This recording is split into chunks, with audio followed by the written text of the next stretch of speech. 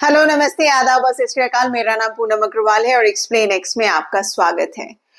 अगर आपने channel subscribe नहीं किया है तो प्लीज कर लीजिए और इंडिपेंडेंट जर्नलिज्म को सपोर्ट करने के लिए please donate on this QR code. Thank you so much. जैसे आप सबको पता है कि इलेक्शन कमिश्नर ने यानी कि chief election commissioner Gyanesh Kumar ji ने आज एक प्रेस कॉन्फ्रेंस किया जिसमें उन्होंने ये बताया कि 12 राज्यों में एसआईआर यानी कि स्पेशल इंटेंसिव रिवीजन होगा, जो कि बिहार में किया गया था सैंपल के तौर पर। और आप सबको पता है ये बिहार में जब से एसआईआर शुरू हुआ है तब से काफी सारी कंट्रोवर्सीज भी हुई हैं। मैटर सुप्रीम कोर्ट में भी गया। जो दस्तावेज उन्होंने इलेक्शन कमीशन ने मांगे थे खास तौर पे उन पर बहस भी हुई, आर्ग्यूमेंट्स, कंट्रोवर्सी सब चीजें हुई, ये कहते हुए कि क्या इलेक्शन कमीशन आपसे आपकी नागरिकता पूछ सकता है कि नहीं। और इस पर अगर मैं जवाब दूं तो एज पर दी मैंडेट इलेक्शन कमीशन आपसे आपकी नागरिकता नहीं पूछ सकता अगर आप एक एग्जिस्टिंग वोटर हैं।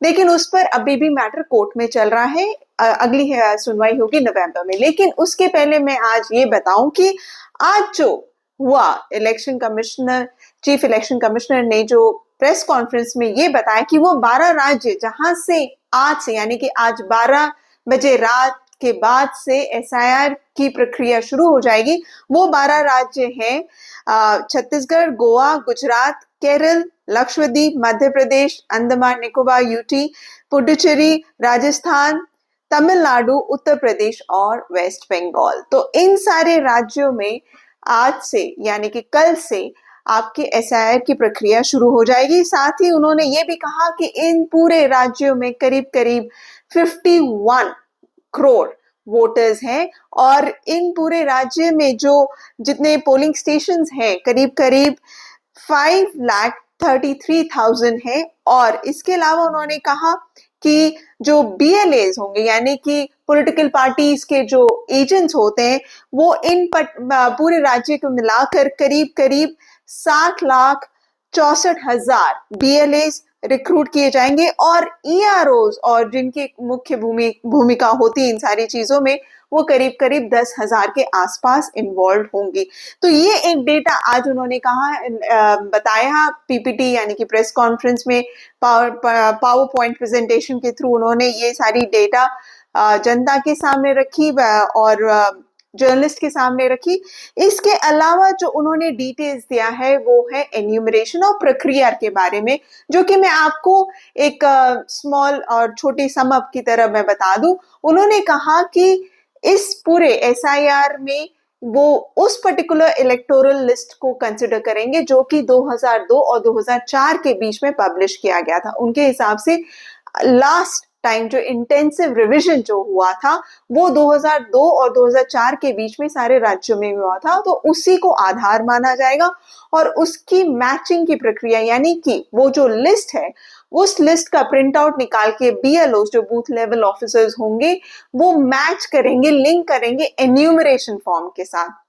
जैसे ही वो लिंक कर लेंगे एन्यूमरेशन फॉर्म के साथ, ये बीएलओस फिर विजिट करेंगे जो कि इलेक्टोरल्स के घर होंगे, वहां के जो हेड ऑफ द मेंबर होंगे उनसे बातचीत करके वो फॉर्म फिलअप कराएंगे और ये भी चेक करेंगे कि वो वहां रिसाइड करते हैं कि नहीं 2002 या 2004 में जिनका नाम था। साथ ही फॉर्म 6 भी भरवाया जाएगा। अगर उस फैमिली में कोई भी मेंबर 18 वर्ष का हो गया है तो वो as a first time voter भी अपना नाम दर्ज करवा सकता है।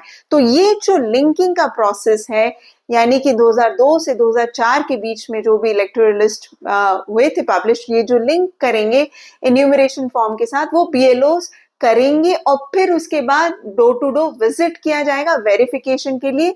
और अगर इस दौरान विजिट के दौरान उन्हें लगता है कि कोई इंसान कोई मेंबर उस घर का मर गया है तो फिर वो उस पर्टिकुलर इंसान का नाम भी डिलीट कर देंगे, या वो ये पाते हैं कि वो बंदा वहां से माइग्रेट कर गया है फैमिली के साथ तो उनका नाम भी हटा दिया जाएगा।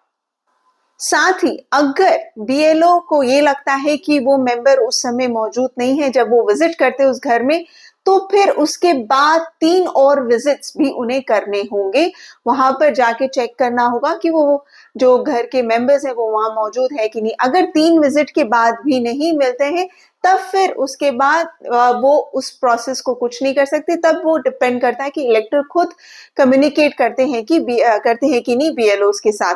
तो ये एक प्रिसाइसली ये प्रोसेस होगा। यहाँ पर आप ये जो देख रहे हैं कि जिन जिन का नाम एन्यूमरेशन फॉर्म के जरिए दर्ज होगा, यानी कि जिन जिन का नाम इलेक्टोरल लिस्ट में मौजूद है, 2002 और 2004 के इलेक्टोरल लिस्ट में है, तो उस इंसान को कोई भी डॉक्यूमेंट नहीं देना है।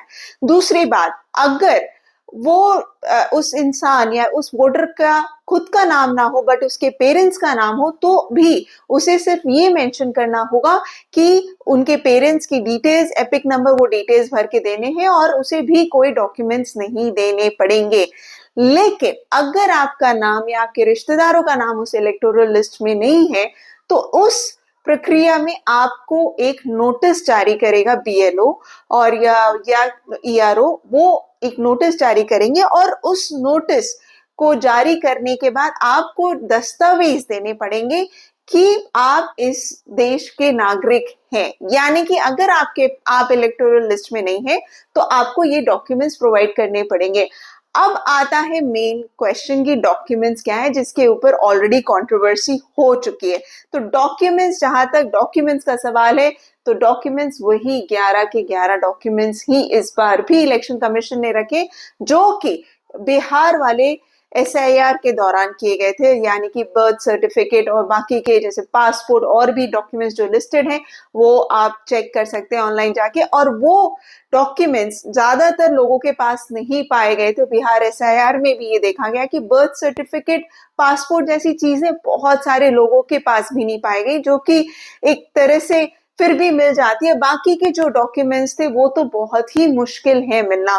लेकिन इलेक्शन कमीशन का कहना है कि ये 11 जो डॉक्यूमेंट्स है, उन्होंने अपने सारे जो भी मेंबर्स हैं, जो भी सीईओज, उन सब के साथ, जो कि चीफ इलेक्टोरल ऑफिसर्स होते हैं, स्टेट के हेड्स होते हैं, उनसे डिस्कस करने के बाद ही ये डिसाइड किया। अब मुद्दा आता है आधार का। आधार का जैसे आपको पता है कि बिहार एसआईआर का मैटर सुप्रीम कोर्ट में चल रहा है अभी भी। अब तो खैर एसआईआर का मुद्दा चल रहा है। बिहार तो अब वो फेज तो खत्म हो चुका है क्योंकि बिहार का फाइनल लिस्ट भी बाहर आ गया। तो ये जो एसआईआर के मुद्दे के दौरान सुप्रीम कोर्ट ने कहा कि आधार कार्ड को 12वां डॉक्यूमेंट माना जाए। तो इलेक्शन कमीशन ने आज कहा है प्रेस कॉन्फ्रेंस में कि हम उसे 12वां डॉक्यूमेंट तो मानते हैं, लेकिन वो एक सिटीजनशिप प्रूफ नहीं है। यानी कि अगर आप देते हैं as a 12th document Aadhaar card को, तो इलेक्शन कमीशन ने कहा आपको उसके साथ एक और डॉक्यूमेंट देना होगा जिससे आपकी नागरिकता प्रूफ होती हो। क्योंकि उनकी बहस ये है कि आधार एक्ट के मुताबिक ये एक आइडेंटिटी प्रूफ है, ना कि एक सिटीजनशिप प्रूफ है या रेसिडेंशियल प्रूफ है या डेट ऑफ बर्थ प्रूफ है। तो ये तीनों प्रूफ ही नहीं है, सिर्फ एक आइडेंटिटी प्रूफ है, तो हम इसे नहीं मानते हैं। तो ले दे के बाद वही आके घूम फिर के आ गए कि भाई अगर आप आधार कार्ड नहीं ले रहे तो फिर ऑफ कोर्स जनता को प्रॉब्लम होगी, क्योंकि ज्यादातर लोगों के पास आधार कार्ड ही है जो कि एक प्रूफ, एक डॉक्यूमेंट आप कह सकते हैं। बाकी के 11 डॉक्यूमेंट्स आज भी कई सारे लोगों के पास नहीं मिलता। तो ये जो इशू है, ये एक इशू फिर से आई थिंक प्रॉब्लम बनेगा और इस मैटर को लेकर फिर से लोग इस पर कोर्ट में बात करेंगे और कहेंगे कि आखिर ये प्रोसेस फिर से क्यों लेकर आ रहे हैं, जिस पर ऑलरेडी इतनी बहस हो चुकी है सुप्रीम कोर्ट में।